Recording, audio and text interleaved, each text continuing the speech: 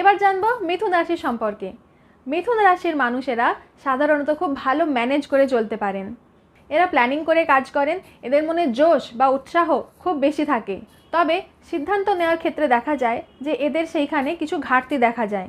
মাঝে মাঝে দোটানায় পড়ে যান এবং সঠিক সিদ্ধান্ত নিতে তখন এদের অসুবিধা হয়। নতুন কিছু করার ক্ষেত্রে এরা খুবই উৎসাহী হয়ে থাকেন।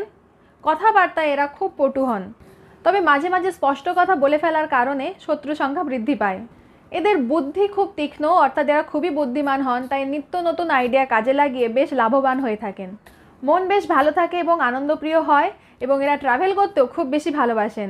এরা নিজেদের ফ্যাশন এবং প্যাশন নিয়ে কাজ করতে খুবই আগ্রহী হন। কোনো বিগড়ে যাওয়া জিনিসকেও এরা সারিয়ে তুলতে খুবই এক্সপার্ট হন। তাই মিথুন রাশির জাতক জাতিকারা সাধারণত বহুমুখী প্রতিভার অধিকারী হয়ে থাকেন। কতগুলো কথা আপনার সাথে মিলল অবশ্যই জানান কমেন্টে।